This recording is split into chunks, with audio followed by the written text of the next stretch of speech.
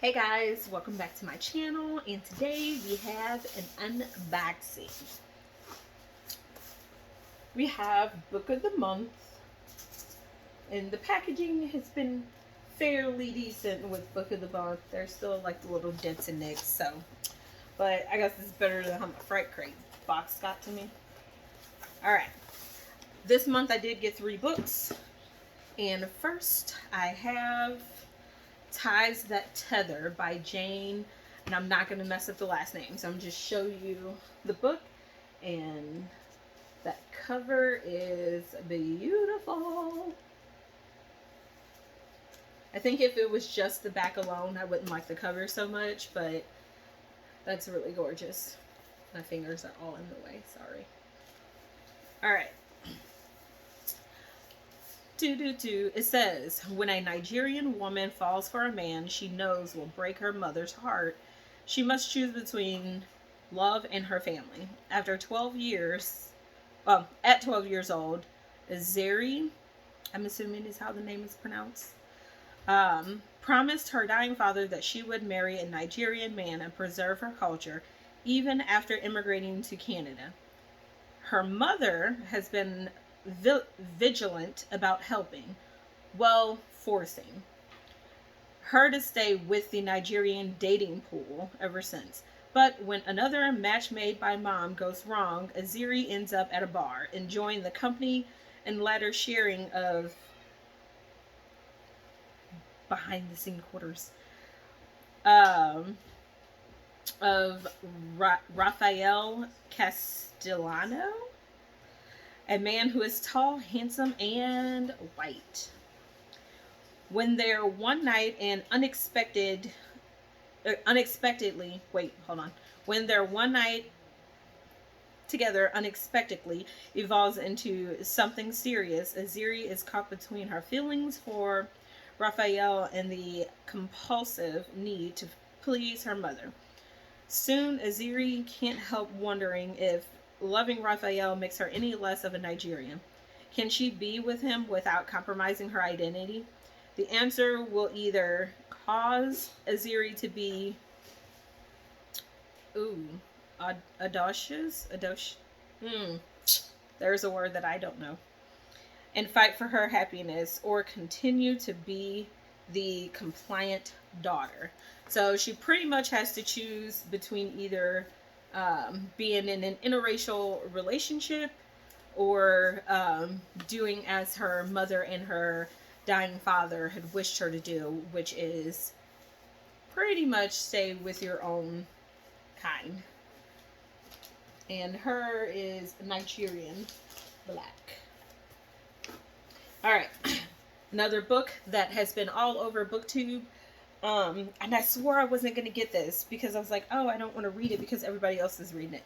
And then I didn't hear about this book anymore for a while. And then I just recently started hearing about it again. And it wound up on Book of the Month. So I got it. And that is The Invisible Life of Audie LaRue by V.E. Schwab. I have never read a V.E. Schwab book, so I don't know if I'll like it. But I wanted to give it a go. Partially because V.E. Schwab's other books, the covers, I think one of the titles of the other books is called Vicious or something like that. But the covers remind me of the movie V for Vendetta. I don't know why. But anyway, this book was highly talked about, highly recommended. On the back it says, a life no one will remember, a story you will never forget. So it says, never pray to the gods that answer after dark. France, 1714. In a moment of desperation, a young woman named Adeline meets a dangerous stranger and makes a terrible mistake. As she realizes the limitations of her fictitious bargain, being able to live forever without being able to be remembered by anyone she sees, Audie chooses to flee her small village as everything she once held dear is torn away.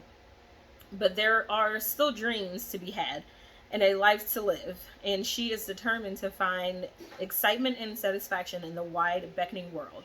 Even if she will be doomed to be alone forever, or not quite alone, as every year on her birthday, the alluring Luke comes to visit, checking to see if she is ready to give up her soul. Their darkly thrilling game stretches through the ages, seeing Audie witness history and fight to regain herself as she crosses oceans and tries on various lives. It will be 300 years before she stumbles into a hidden bookstore and discovers someone who can remember her name, and suddenly everything changes again. Dun da da da!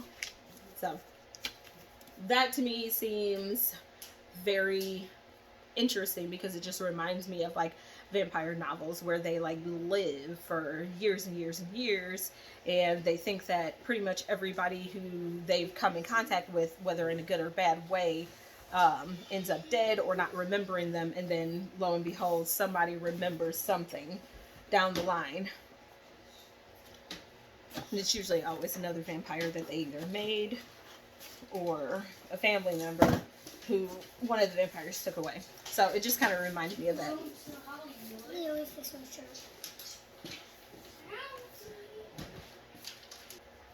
Sorry about that. Alright, and the last book that I got, I wanted to get it last month, but something Book of the Month had started doing, and I don't know if it was recently, as of like last year or anything, but I just know that at one point I used to have more than 2 add-ons, and now you can only get 2 add-ons with your Book of the Month. But I think that's just to make sure that everybody who has a subscription can get the books.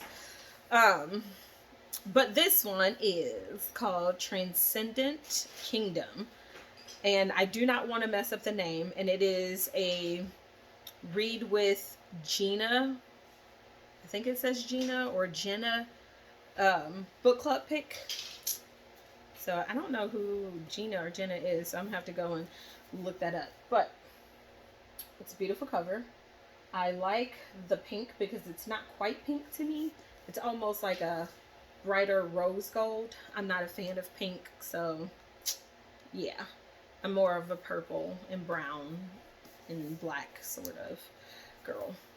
But I picked this book because it seems like it was pretty much like a battle against like what you want to do and living to what scripture tells you to do. So kind of like fighting all those feelings of, sorry, I'm trying to get the dust cover back on there because I'm going to ruin that. But let me just read it so you can get it. All right, it says, this is a follow-up book to her acclaimed Homegoing, to her other book, right, about a Ghana family in contemporary South, and once a profound story about race in America, and an astonishingly intimate portrait of a young woman reckoning spiritually and intellectually with a legacy of unmanageable loss. Okay. Gifty is a 60th, or 60th, I said 60th, oh my goodness.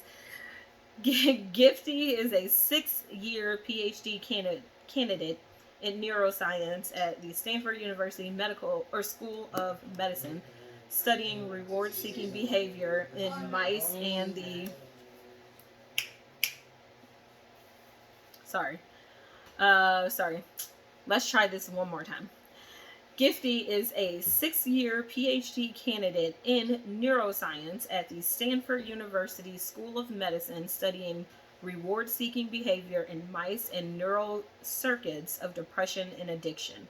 Her brother, Nana, was a gifted high school athlete who died of a heroin overdose after an ankle injury left him hooked on Oxycontin. Her suicidal mother is living in her bed. Gifty is determined to discover the scientific basis for the suffering that she sees all around her. But even as she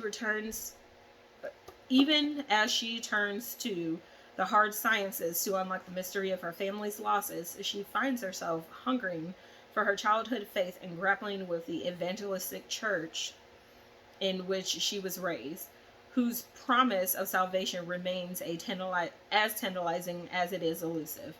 Transcendent Kingdom is a deeply moving portrait of a family of immigrants ravaged by depression, addiction, and grief.